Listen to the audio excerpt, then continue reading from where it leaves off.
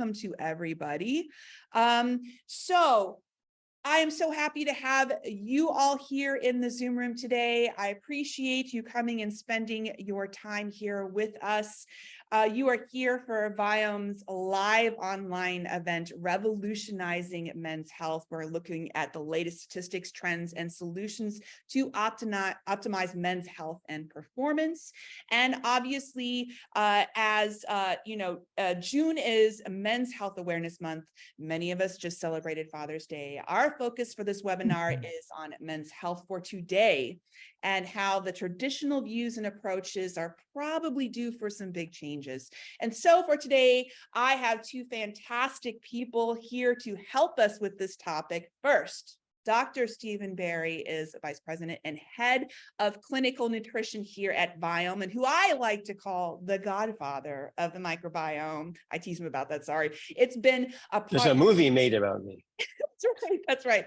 He's been a part of the science of the gut microbiome in its infancy and helps shape and form how we understand it today. Stephen, welcome. Thank you, Lisa. Pleasure to be here. Excellent. Forget about it. Yeah, forget about it. That's right. And I also have Dr. Antoine, translational science clinical expert here at Viome, and he is part of the clinical nutrition team in the trenches, putting together all the data and the science on the food and nutrients to make sure that your recommendations are right for you. Grant, welcome. Thank you very much. Thanks All right. All right. Hey, Lisa, I like the blue ribbon. I always felt jealous of women having the pink ribbon and stuff. And I'm happy that we have a blue ribbon for men. Yes, it's that awesome blue ribbon. Women have a pink one, men have blue one. We both have ribbons, so it's all good. All right. I do want to start this discussion off today with Grant. So, sorry, I forgot about this lovely slide with the two of you and your pictures, but you are live right there. But there you are. Sorry. So the state of men's health, nutrition, and medicine today. So where are we at? Grant, I do want to start with you. Take it away. Absolutely. Thanks, Lisa. So men's health. What is men's health? What do we mean by that? So really, it's all aspects of men's health, right? The physical, the mental, the social well-being of men, right? And this can encompass a wide range of issues, certainly sexual health. I think a lot of guys, that's the first thing they think of. But then we got to think about how even the same diseases that affect women, how they might affect men differently, right? So cardiovascular disease, diabetes, cancers, right? Men are notoriously difficult to get into the office to see the doctor. You know, if it's not hair growth or testosterone or penis problems, they're not interested, right? So what we need men to understand that their metabolic health, their cardiovascular health, even their gut and their microbiome health is directly related, not just to their general health and well-being, but their sexual health as well, right? There's a lot of relationships here. So that's what we're going to talk about today. We want to highlight a couple of key statistics with men's health, kind of the current status. Can we go to that next slide? There we go. So kind of startling, right? When we see some numbers, you know, on average, shorter life expectancy than women. We're dying 6 years sooner, shorter health span. We're experiencing more disease and earlier, right? That's going to impact our quality of life. Heart disease is killing 1 in 4 men. Most of us, we die suddenly. We had no previous symptoms of heart disease. 20%, I'm sorry, what is this? 40% of men age 20 experiencing obesity, 52%, we'll call it, men with high blood pressure. Suicide rates are up compared to women.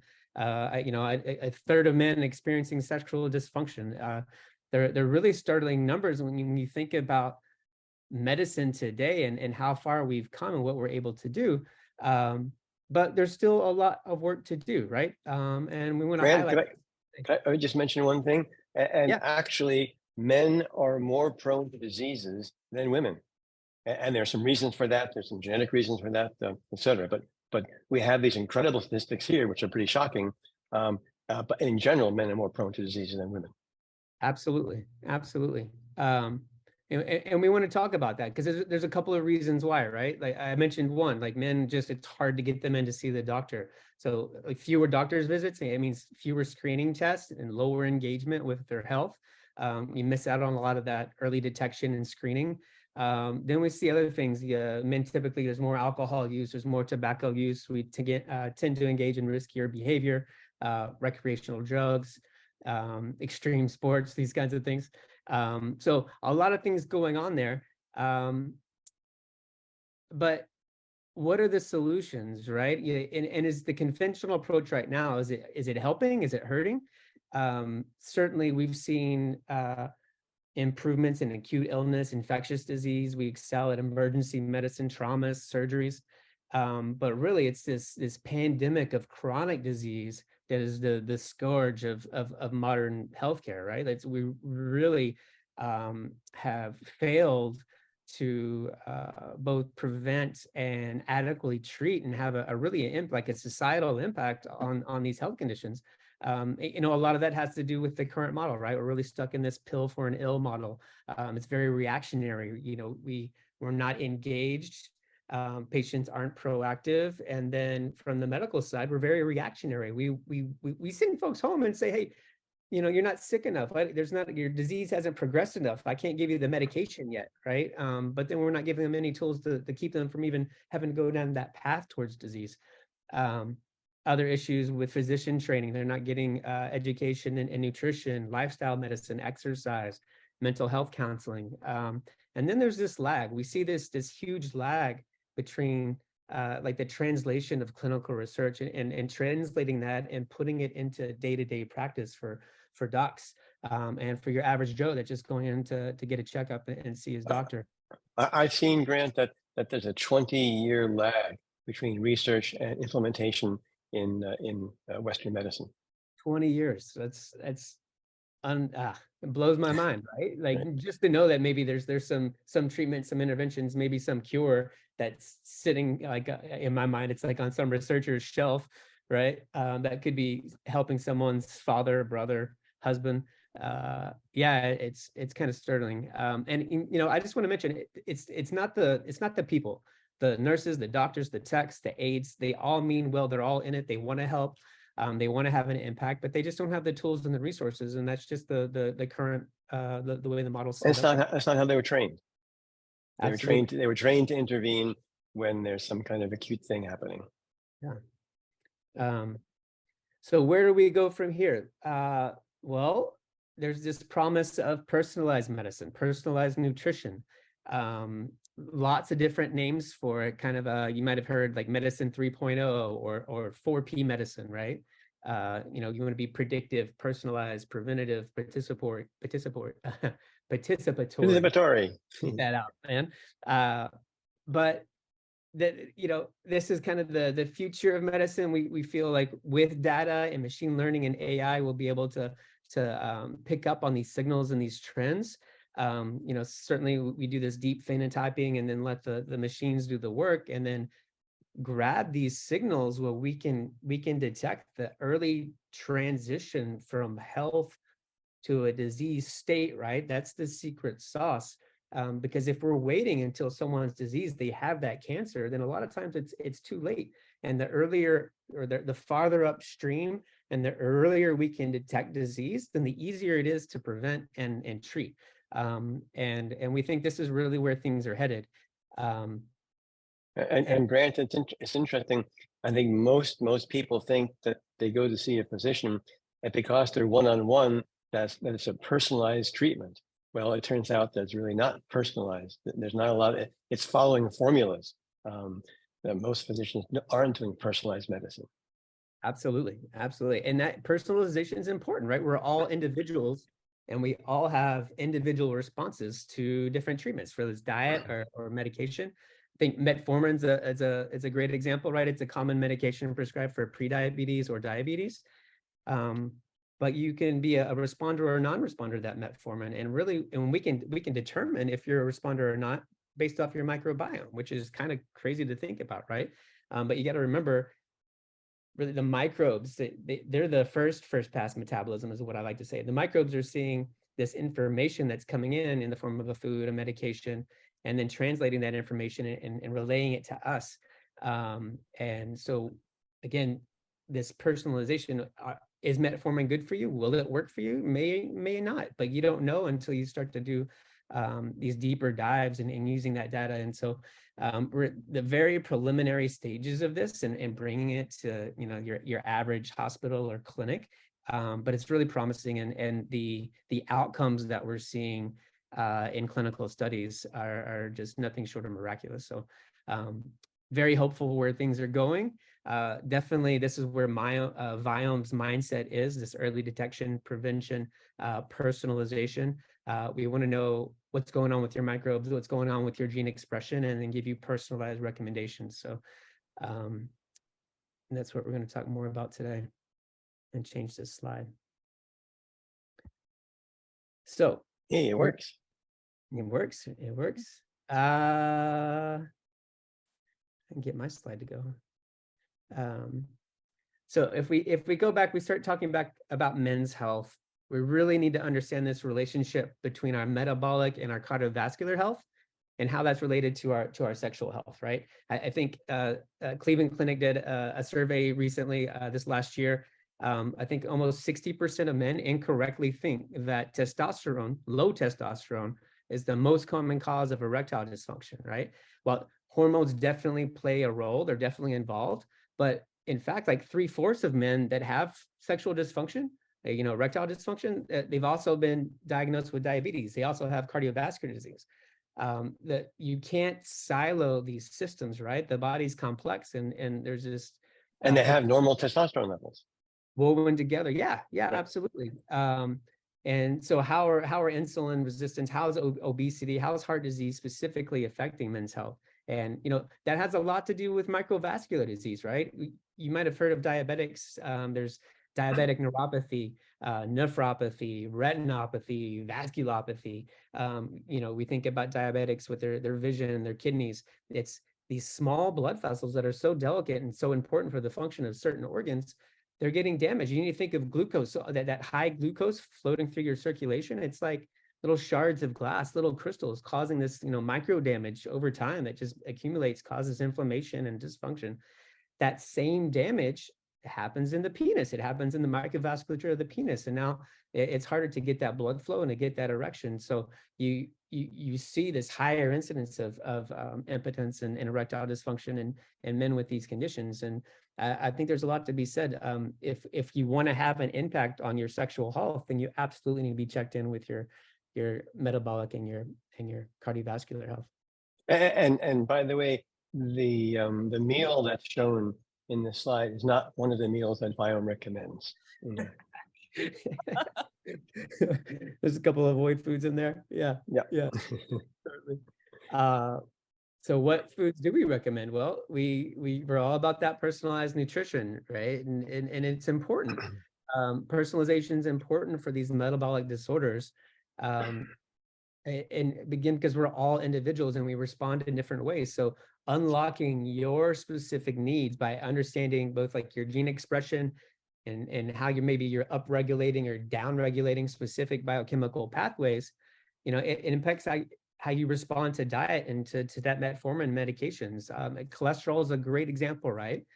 Some folks walk around with high cholesterol. They could be high absorbers of fat and cholesterol through the diet. They could be high producers with their liver just doing overtime and cranking out the cholesterol, or they can have poor clearance of cholesterol. Right now, that liver's got to take the cholesterol that's in circulation coming back from those cells. It's got to do something with it. And knowing your weaknesses anywhere in that chain, like where is your kink, that's important, because now you can zoom in, strengthen that weakness, and really hit the target that you're trying to, you know, in lowering that cholesterol. So personalization is important, and the more personalized we can get as we learn and we grow, then the more targeted we're going to be and the more effective we're going to be, right? So absolutely, personalized nutrition and personalized medicine, so important. A lot of that has to do with the microbiome. If I go to the next slide, we've already started mentioning with metformin. What is the microbiome, right? What is this thing you're talking about? When we refer to the microbiome, it could be anywhere in the body. It could be your oral microbiome, your gut microbiome, your skin, but really it's this collection of microbes, whether it's bacteria, molds and yeast, viruses, eukaryotic organisms that live in or on our bodies, and they provide information to our bodies and to our cells. And really, any microbiome, it's like a metabolic organ that is unique to us, right? It influences our health in multi-mechanistic ways, multi-system ways that we're just now beginning to understand. But if you think of all the genetic potential in the microbiome, all that physiologic activity that can occur, that metabolic activity occur, it far exceeds that of our own cells. So very important to understand this relationship our body has with our microbiomes, and then see how can we leverage it. Right. Okay, you know, and at a high level, it's important to think about, or it's interesting to think about the fact that the microbiome exists everywhere. You mentioned it exists on mammal surfaces and all our orifices and inside us, but it exists in the air and the soil. It actually plays a critical role in how plants grow, how they thrive or don't thrive, what diseases plants get. It affects everything in the air from making beer or croissants, for example, the yeast in the air. So it's really everywhere, and life could not survive on the planet without an interacting microbiome. Absolutely. Yeah, these microbes. I always think of what is it, War of the Worlds, where the aliens come and like they're whooping humanity's butt, but then it's the Right. microbes that actually Yep. win, take Yep. over. I always think of that. That always comes to the back of my mind when I hear you talk about it. And by the way, I came across a word, Grant, this morning or yesterday when I was doing some research on our presentation, which I never heard of, and maybe you haven't either. It's called the microgenderome. And the microgenderome is actually the study of the interaction of hormones and the microbiome. There's a whole field of research in it. And of course, it's a two-way street. The microbiome influences the hormones, which we'll talk about, and the hormones influence the microbiome. So there's actually a specialty on that. I thought was fascinating. Yeah, male, female differences, absolutely. Estrogen, testosterone. We'll talk a little bit about testosterone today.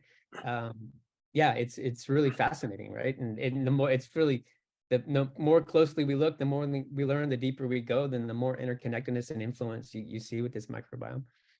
Did you want to go over any of these numbers? Anything specifically you want to call out? Well, I just wanted to call. Well, yes, I wanted to call out the fact that we're talking about 90% of all chronic diseases have a relationship with the microbiome, where the microbiome is probably a causative factor in 90%, or contributing causative factor in 90% of all diseases. I mean, this is staggering. And up until recently, it was somewhat ignored. So it's a very exciting field, and it's a way that we can make an impact by changing and coming up with a healthier microbiome, which we'll learn about later. We can make an incredible impact in reducing the number of these chronic diseases. Absolutely. The other thing I just wanted to mention, I'm not sure where the right part of it is, but also a reminder in terms of men and women, what the differences are. We know that men and women have very different microbiome system. In other words, the contents are very different between men and women. And also a reminder of men and women in terms of genetics have different chromosomes. Women have 2X and men have XY, which mean men are actually more susceptible to infections, for example. And this has an effect in terms of how the microbiome reacts to stuff. Absolutely. So we got this microbiome, we got this thing in us and on us and around us. What's its role in managing some of these diseases, right? We're talking about metabolic diseases, insulin resistance, diabetes, leading up to cardiovascular disease.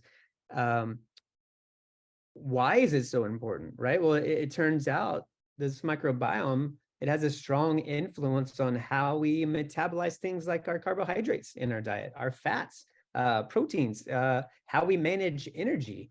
Think calories, right? And it's not just the microbes that are there. For a long time, we've really focused on like naming the names, and these are the characters that we're seeing, the good guys and the bad guys. But we're not just interested in naming them. Like, we want to know about their activity, because you can have a very different microbiome composition in two different individuals that have the same output, that have either the same beneficial output or maybe even the same detrimental output.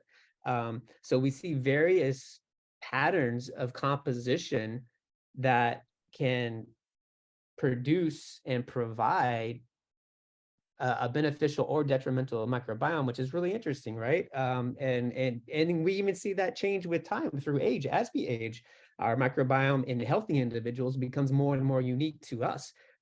Like, you know, fulfilling some role for that individual, that filling some gap that maybe that individual couldn't fill on their own, which is really interesting to start looking at. So it's about the microbiome, it's its activity, and we're just beginning to understand these mechanisms, but it's already it's actionable, right? Right. And the microbiome for centenarians, for people over 100 years old, is very different than most people's microbiome. Is more similar to a 15-year-old and 20-year-old microbiome, actually.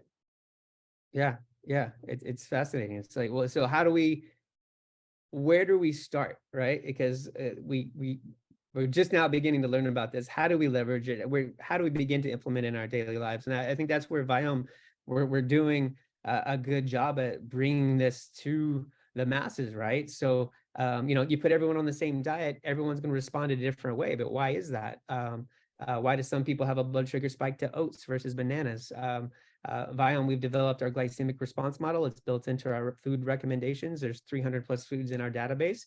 And based off your data, we're going to predict whether you're going to have a favorable or unfavorable response to any one of these foods, right? And that's important because over time, that blood sugar response and that postprandial inflammation and translocation of LPS, all the things, that's really this fire that leads to that loss of insulin sensitivity, loss of blood sugar control, and then it can be downstream from there unless we're catching it early. Unless we have that early detection, we're stepping in, we're being proactive, and we can course correct. It's the metabolites often that microbiome can be produced, an imbalanced microbiome producing the wrong metabolites, which then causes the insulin resistance, causes inflammation, causes leaky gut, which then causes the insulin resistance. Absolutely. So we wanted to start there. We wanted first things first. We wanted to talk about men's health, but we can't skip over the fact that, hey, we got to talk about our metabolic health. We got to talk about our cardiovascular health. You know, and specifically insulin resistance, it's going to put you at risk for nearly every chronic disease that's out there. So if your fasting blood glucose is over 100, or your hemoglobin A1C is a little elevated, you're getting towards that pre-diabetic, you want to hit that hard and fast. That's information that's actionable, and you can easily course correct that with diet, either through Viome, through intermittent fasting, through physical activity, exercise. There's a lot of tools in our tool bag that we can do to hit that blood sugar and improve that sensitivity, to even keep you from going down the path towards diabetes. So we wanted to start there, and now we're going to, start kind of slowly getting into a little more main stuff, a little more hormones, testosterone, everyone's favorite, right? The big T, I mentioned a lot of guys very interested in their testosterone levels. Interesting enough, even ladies can benefit from testosterone, the same benefits you see in improved motivation, libido, sexual health, all the things. You get the same thing with women, kind of interesting. This picture, I think, is the ideal. This guy looks really locked in with his health, right? He's looks fit, and based off his muscle mass, it doesn't look like he's having any issue with his testosterone levels. But this isn't the reality. This isn't America, certainly, or westernized nations. We have this pandemic, testosterone levels are declining, and they have been declining for decades, right? This is going to lead to some of those things: fatigue, lack of motivation, depression, inactivity, that low libido, that sexual health. And what's startling is you're like, oh, okay, well, yeah, we've got a growing population. We have guys that are living longer, and they're hanging around. But it's not just the old timers, right? We see a steady decline in testosterone levels in teens and adolescents. This has been going on since the 90s at least. It's been observed, and then the next step, we're talking about metabolic and cardiovascular. You're thinking, well, yeah, we got all this obesity. Of course, guys are going to have lower levels of testosterone. But even we're seeing with guys with normal BMI are experiencing. So what's going on, right? No one has a solid answer. We know it's a problem.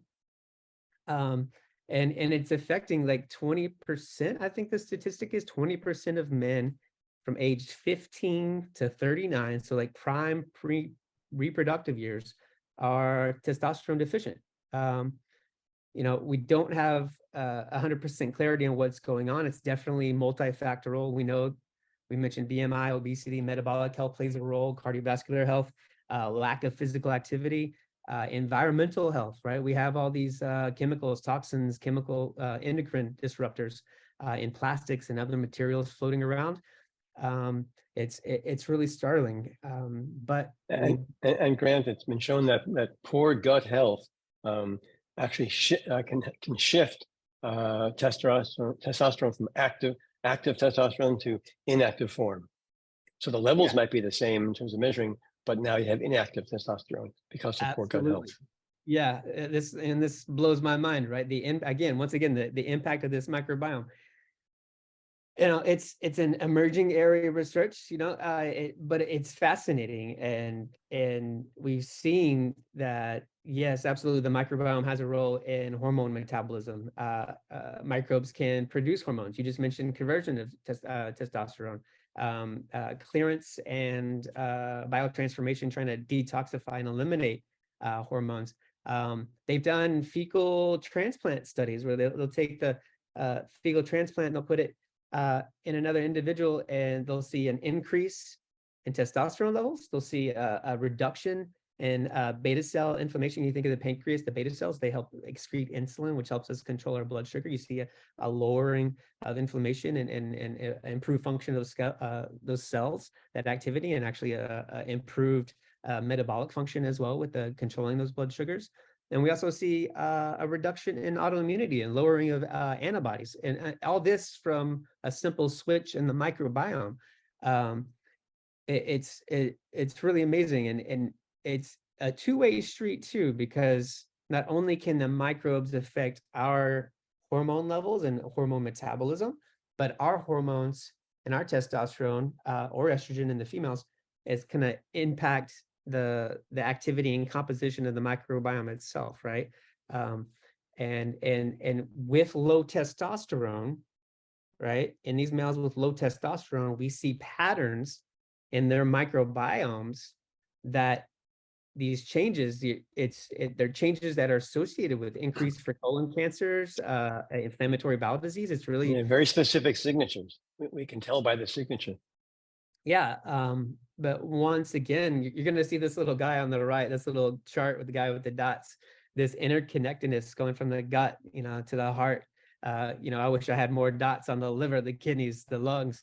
You got a little line down there going down to reproductive organs. So it's a huge influence, and we're just going to try to hammer that point home today, of how important the microbiome is.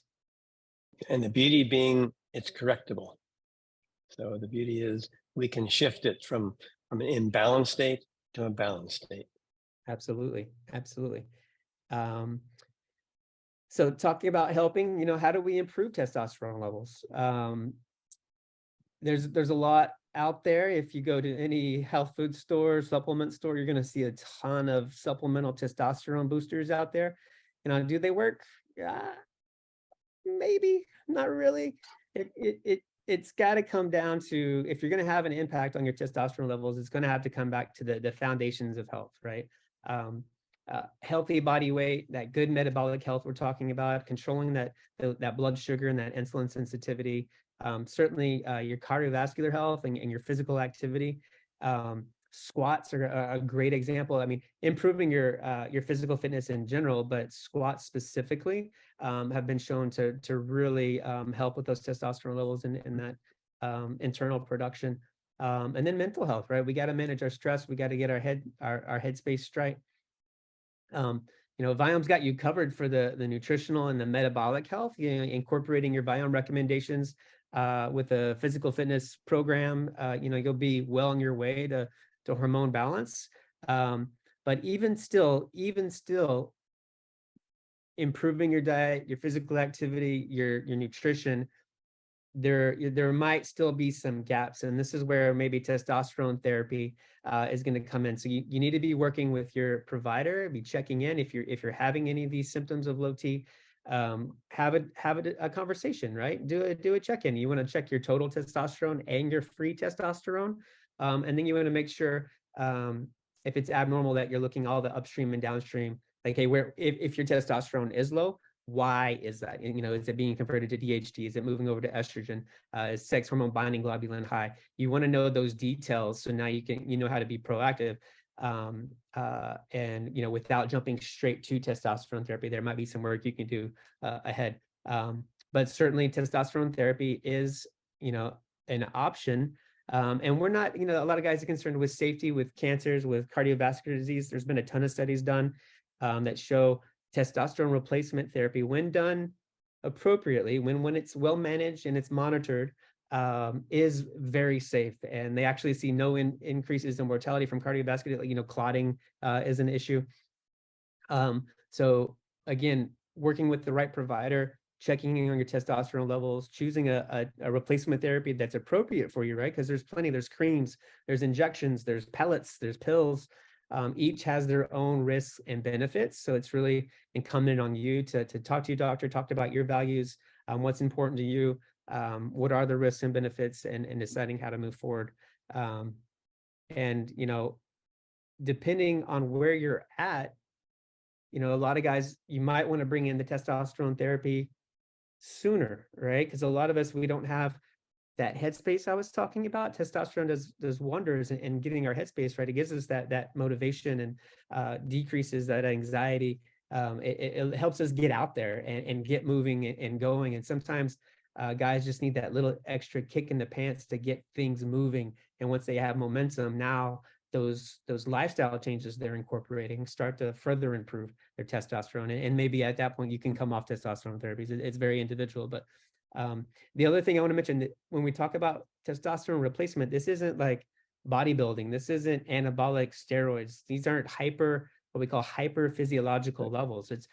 We're providing testosterone or increasing your production of testosterone, but it's still in a very physiological level. We want to get you to that top quartile of physiological testosterone levels so that you get those benefits and you see improvements in your health, because it's related, right? You correct someone's testosterone, you're going to see improvements in their blood sugar, in their blood cholesterol, right? In their mental health we talk about. So can have a profound impact. So get out there, talk to your docs, get some levels, and see what solution is going to work best for you.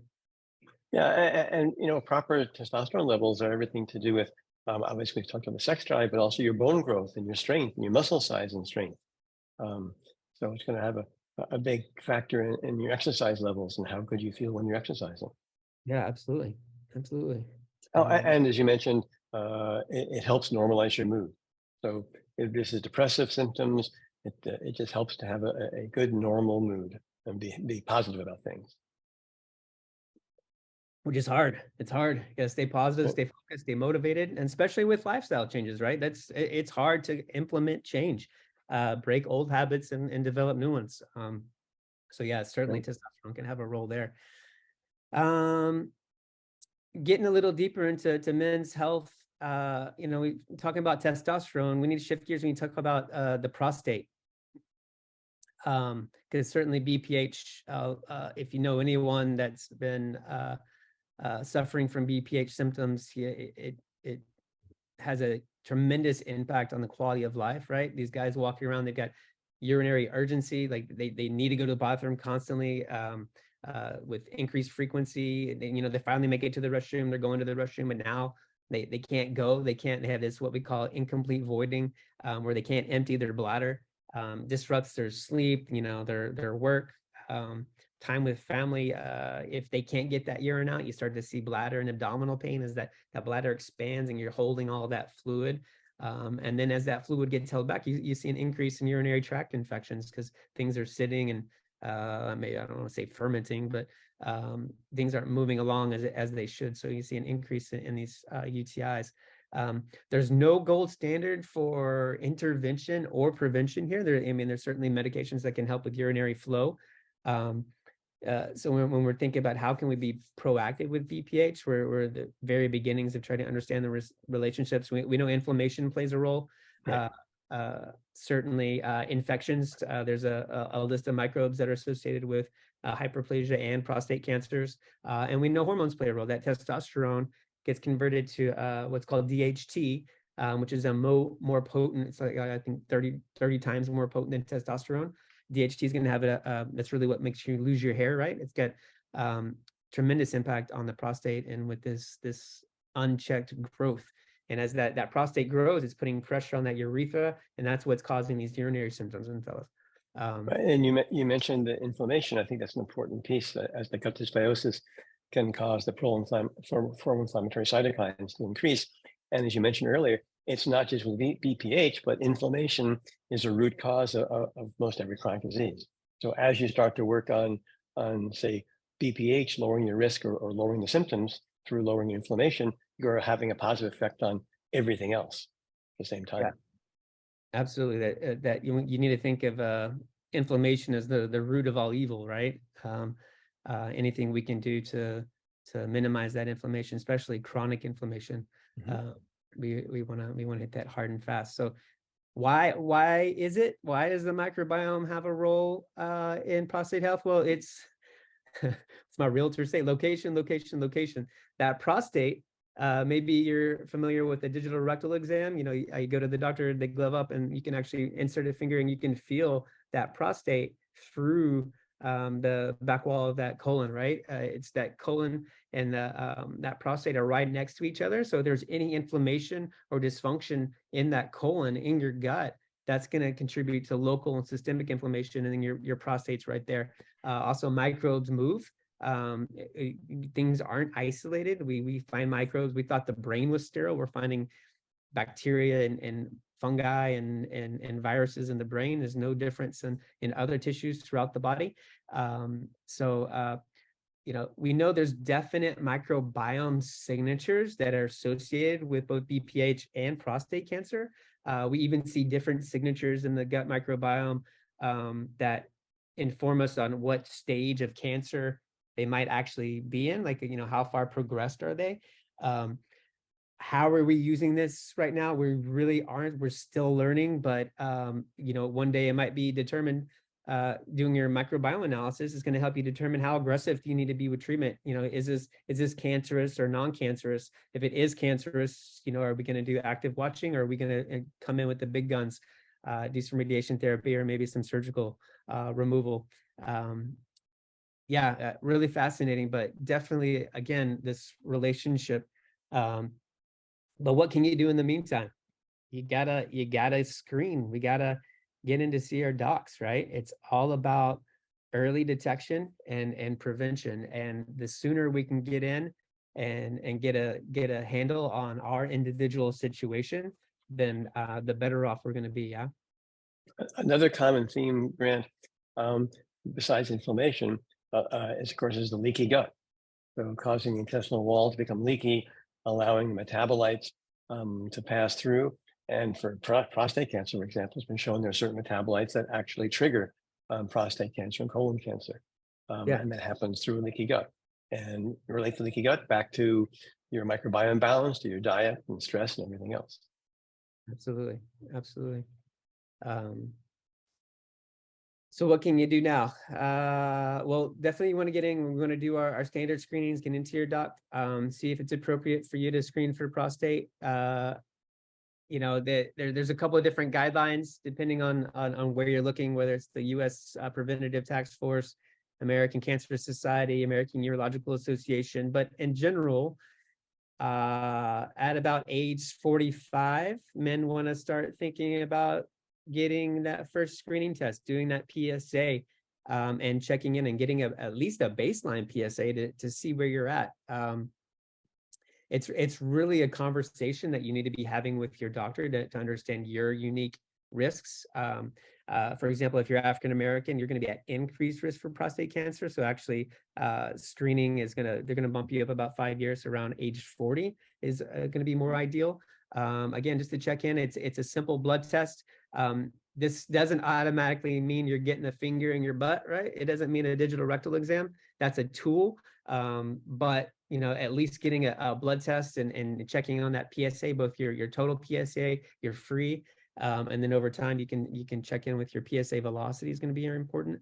But really, a very effective cancer screening test, and it's, with any screening test, it's got its strengths and its weaknesses, and certainly a lot of guys can experience some undue harm to maybe a false positive or false negative, but it's still a valuable and an effective tool. And these days we have more and more complementary tests that we can stack on top of a PSA. So say your PSA does come back elevated, is this cancer? Is it not? So instead of jumping straight to prostatectomy, where you're having surgery and you've got these increased risk for urinary incontinence and kind of the side effects of that surgery, we can look in, we can do further testing to see, hey, how likely that this is a cancer? How aggressive might this cancer be? So 4K testing is going to be an example. It's a couple of different proteins, including PSA, that they're going to look at. You can do some very specific MRIs, what we call multi-parametric MRIs. It's going to help with looking at the size of that prostate in relation to your PSA levels, what we call PSA density. It's good for risk stratification.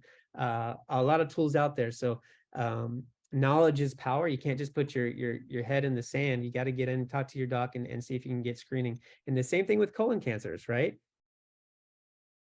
This is one of those diseases that the earlier we catch it, it's so simple to address, right? If you have some cancerous polyps, go in there and we can cut them out immediately. No chemo, no radiation, like you're done. But if we're not getting in and we're screening, then this disease, it can progress. And as you get into stage 3 and 4, it could be, but detrimental to both your health and possibly your life, right? Hey, Grant. Oh, yeah. Go ahead. No, I was going to say we could tout our own horn a little bit with the next one, the oral and throat cancer. And I want a reminder that men are twice as likely to have oral and throat cancer than women. So it is a men's part of men's health for sure. And Viome has the first salivary oral and throat cancer test that was received FDA breakthrough designation last year. And it's like 95% sensitive and 90% specific, I think, which is compared to the current state of the art of like 30%. So significant gain in that. The current practice is for your dentist to just take a look and feel in your mouth, right? That's the best we've got right now. And often they can't see it or feel it until you're very progressed, stage 3 and stage 4. And then, like I said, like at that point, it's very hard to intervene, and it can have a larger impact on your health and even your life. So yeah, a great test. Certainly if you're at increased risk, you've got any history of tobacco use, whether it's, smoking or smokeless, you're age 50 or more, alcohol use, history of HPV infection, maybe a family history. All these things are going to put you at increased risk, and you want to definitely have a conversation and see if we can get you screened, because knowledge is power, right? Early detection. This is what we're about. And that same technology we are applying to colon cancer, pancreatic cancer, and breast cancer. And within the next few years, you'll see tests developed by us that will have the same thing based on microbiome signatures. Yeah, we're moving. So I'm going to kind of tie this all together, and we want to get to your questions. I'm sure you guys have a ton, but how does Viome fit into all this? How does Viome fit into your health journey? We've been hitting on early detection, prevention, personalized nutrition. How is your microbiome impacting not just your digestion or your gut health, but your overall health? We've got a lot to learn and discover, but there are actionable steps that we can take right now to improve our overall health and our men's and our sexual health, right? And it's going to put you on a trajectory for living a longer, healthier, more fulfilling life. And we're happy to be a partner with you in this, right? And give you the tools and the education you need now, so you don't just become another statistic. So get in there, get your testing. Like I said, we've got our glycemic response model. We're going to evaluate your microbiome. We're going to look at your gene expression. We're going to give you markers for your metabolic health and your cardiovascular health. We're going to give you some tools to give you that personalized nutrition, both through the diet, right? What foods do you bring in? What foods do you take out? And then with the supplements. And and remembering that everything here is connected, including the microbiome, I think is key. Because you don't want to think like, well, oh no, this my sexual dysfunction, it's isolated and it's this bucket and it's only my hormone health. That's not true. It's multifactorial, and so we need to get you in, we need to get you screened, we got to get you moving, we got to get you eating right, thinking right, and yeah. And when we talk about diet, the reminder, why is a personalized diet important? Because the same food that may be healthy for one person is not necessarily healthy for the other person. So that's the whole key about this. The same food and the same supplement, the same thing. They do different things in different people's bodies for a whole variety of reasons. And that's the key to personalization.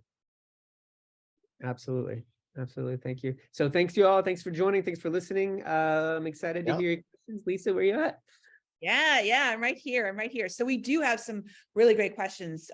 So I'm going to go ahead and read them now. The first one, I'm going to, Tracy, if you don't mind, I'm going to summarize it just a little bit, but I think we're just looking for some thoughts from the two of you. So Tracy says, my son, who's 21, suddenly developed psoriasis. They've tried some things, it went away, but then it came back. He has a history of ulcerative colitis for the last 3 years.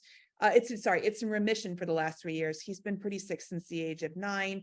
We are pretty sure this is due to something with his microbiome, but we're having a hard time figuring it out. So Tracy, I'm very sorry to hear that. But Grant and Stephen, I was just wondering, do you have some thoughts about this for Tracy? At a high level, certainly, the relationship between skin disease and the microbiome is well established. And then Grant may want to talk more specifically about this, but there's a very well established connection between the two. Yeah, absolutely. Both, when you think about psoriasis, you think of both a skin issue and an immune issue, right? So we kind of put it in this bucket of atopic disorders with eczema and psoriasis, and we definitely know the microbiome can play a role in this.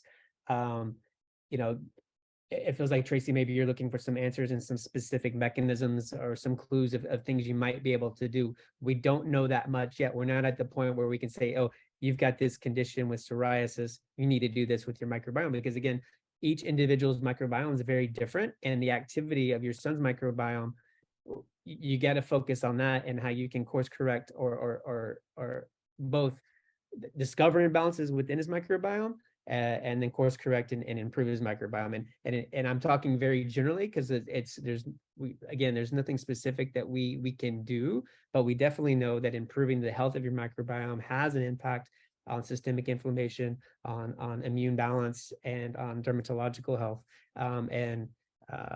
Even without a specific intervention, we see improvements in these skin conditions with rebalancing of the microbiome. So yeah, I would continue to focus there and look in other areas of his life too. I mean, if he's got UC and he's already got an underlying autoimmunity, what are his triggers? What's in his environment? What's in his diet? What other things can he do to really remove those triggers that are setting his immune system off and causing these autoimmune conditions? So yeah, best of luck to you. Yeah, and definitely think, again, reducing inflammation, and then especially with the history of UC, thinking about the fact of the leaky gut situation. So what are the things that you can do to help heal a leaky gut? And there are many things for that. All right. Well, best of luck to you, Tracy. Next question is from Octavio. This is a great question. It is clear that we should take the best care of our microbiome. Could you mention what are the main microbiome destroyers? Food, environment, products, medications, supplements, etc. I thought that would be a good thing to go over. Destroyers, like go down. Yeah, you named some of them. I mean, there's going to be lots of factors, but absolutely, I think food nutrition is going to be number one. The standardized Western diet that is the microbiome destroyer. If anything else, this is the scourge of our age, right? These processed foods that are engineered to both set off our brain and hit all the dopamine responses and hormones to where we want to eat more and come back. And these things are loaded with macronutrition, where you're going to be very low on your vitamins and minerals and your micronutrients, but overloaded with the carbohydrates, fats, and salts that tend to be more detrimental for our metabolic health, right? So and the preservatives in there, and the dyes in there, and the artificial flavorings in there. Now you start getting into all the chemicals and processes used to manufacture that food. And this is where I don't feel like we should be calling a lot of this stuff food. I think we should, call it an edible manufactured product or something. Like there should be a different nomenclature to educate folks that they know, like, hey, this, I don't know, name the hamburger chain. This hamburger isn't necessarily food. I think we need to make a distinction there, but certainly, westernized diet is a microbiome destroyer. So what do? Just eat real food, man. We call it jerfing. Just eat real food. Your fruits, your vegetables, your clean meats. Watch your saturated fat. You want to get in the omegas and your polyunsaturated fats. Eat the rainbow. Eat all these colors. And then certainly do some personalization and see, hey, how can you rebalance your microbiome and affect your gene expression based off your testing. So a lot you can do to target microbiome and be clear about what medications you might be taking and what impact they might have on the microbiome with the gut wall, and then question the risk reward ratio of them. Yeah, absolutely. All right. Excellent question, Octavia. Thank you. So next, I kind of want to ask this because I was questioning this too. Sue asked, so Stephen, if you remember, I think in the middle of our talk, we were talking about, I think, metabolic health connected to the microbiome. What does Stephen, I see it in the signature? I think Sure. About biomarkers. Yeah, so in measuring the microbiome, so it's like the analysis of a signature of who is present, who's doing what, who's not doing what are the gene expressions that are happening, and we analyzed the data. Is billions of data points for each individual, and then using really advanced AI up in the cloud, is we then come up with these signatures, which is kind of a summary of everything that's happening, and we associate signatures with diseases or disease risks. So, for example, we know that for people who are at risk of oral cancer or have stage 1 oral cancer or different stages of oral cancer, their microbiome patterns and what they're producing and not producing look a certain way, and we can match them together. And you only can do that with big data. We have over 700,000 people that we've analyzed. So we have the world's largest RNA human and microbiome database. So we have people that do nothing but looking for these patterns related to disease conditions. Does that help? Yep. Excellent. Thank you for asking that question, Sue. Okay, so here's our next one. Rupin says, and I think this is supposed to say, is a lazy bowel a common issue with men? Oh, that's interesting. I don't know it to be. In fact, I would say I see, at least in my practice, I've always seen higher rates of constipation. Right, I say it's the opposite. Yeah. So, and if anyone doesn't know lazy bowel, it's a motility issue. So maybe lazy bowel syndrome, we're not moving things along our digestive tract and then eliminating them through our stools. So you see a constipation, increased fermentation, all kind of the downstream gas bloating, all the kind of the downstream effects you see, the symptoms of constipation. But yeah, I don't know it to be a major significant issue with men. There might be specific health conditions that would, or medications that impact motility for any given man. But I'd say it's going to be more of an individual issue depending on what's going on. And in general, of course, a proper fiber intake and resistant starch intake are ways to work with that. Absolutely, yeah, and parasympathetic stimulation. This is huge. A lot of we're tired and wired. We have all this sympathetic fight or flight activity that's going on in our day-to-day lives. To move our bowels, to digest and to rest, you need these signals coming from the brain and the vagus nerve to give this parasympathetic signal that, hey, now's the time to do this work. Like, we're not fighting tigers right now. We're not running for our lives. It's time to digest our food, absorb our nutrition and heal, right? That's where we see a lot of the immune activity. So getting that parasympathetic and vagal nerve stimulation, vagal nerve training. There's numbers you can look at online. We've had a couple webinars on this, but you can look and really stimulate that parasympathetic activity. It's going to be integral in helping move things and getting, I guess, really just fully functioning digestive tract, right? So some things to think about. Yep, absolutely. Okay, so here's this next question from Paul. Paul says, can biomes affect on improving the microbiome, slow or reverse Parkinson's disease? Yeah. Let's start with, we probably can't answer that directly. But right, but there's certainly a well-known, well-established, well-researched connection between the microbiome and Parkinson's disease. We probably have talked about in a previous webinar about the gut-brain axis, and Grant mentioned the vagus nerve, this connection between the gut and the brain. So a lot of what's happening in the gut affects what's happening in the brain, and Grant also alluded to translocation of metabolites and actual bacteria into the brain have been seen with both Parkinson's and Alzheimer patients. All right. So can taking care of your gut, research would show that taking care of your gut can reduce your risk of cognitive decline, including disease such as Parkinson's or Alzheimer's. Absolutely. Take care of your gut and it will take care of you. Let's see. I have a Viome specific question here from Rick. And I think that's a good one. That's a good one to end on. So we'll go ahead and answer this question, and I'll give everybody our to-go present before we end off. Rick asks, how does an avoid food become a superfood? We're talking about a Viome wellness test here, and then back to an avoid food in the course of 6 months in between testing. I have seen this happen before. It is a question that has come up, so I thought maybe Grant could answer that one. Yeah, it's not uncommon. We see some flipping between superfoods and avoids. How does it happen? Well, one way is, I'm going to use sulfide gas as an example. You've got a high sulfide gas score. So the Viome recommendation likely is going to be pull out a lot of foods that are very high in sulfur containing metabolites, right? So and namely, it's going to be a lot of your cruciferous vegetables. So we're going to pull a lot of those foods out, either to avoid or minimize, to see if we can have an impact on that activity and that score. Now, whether or not that influence your microbiome, both the composition and activity, is a very individual thing. And so some individuals, we can pull those foods out.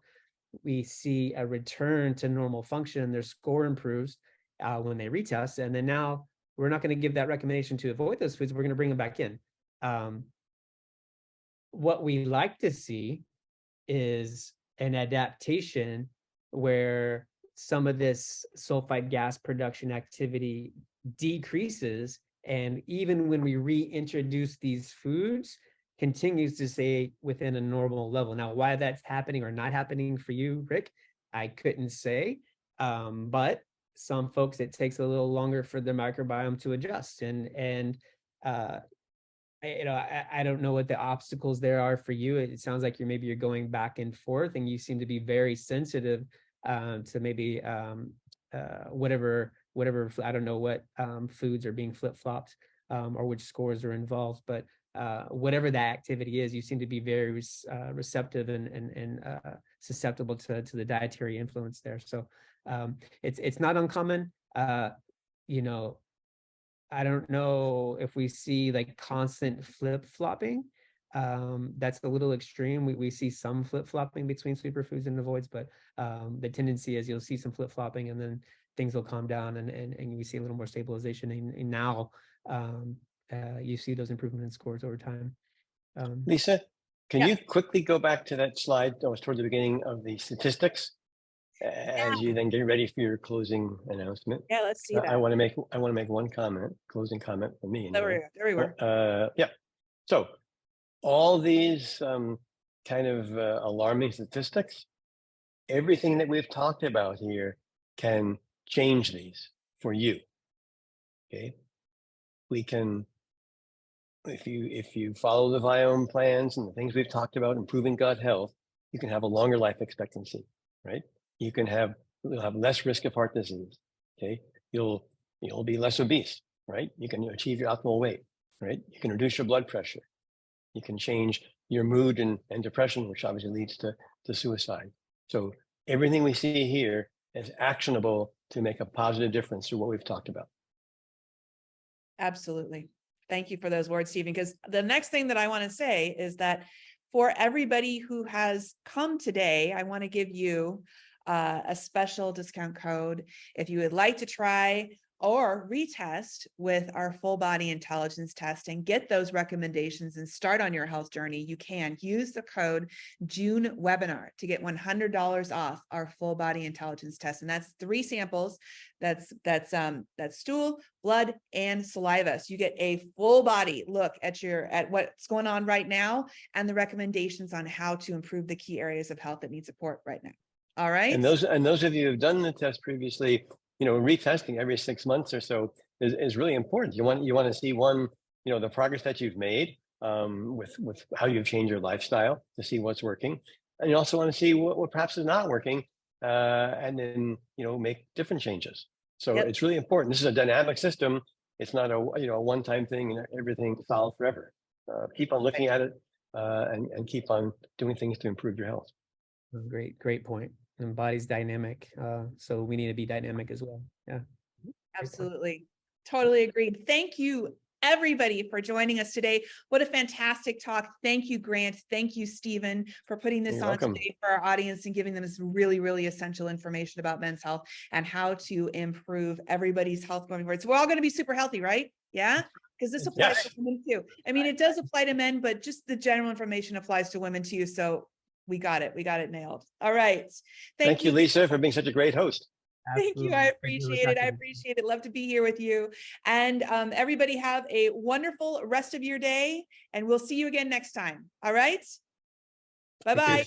Bye-bye.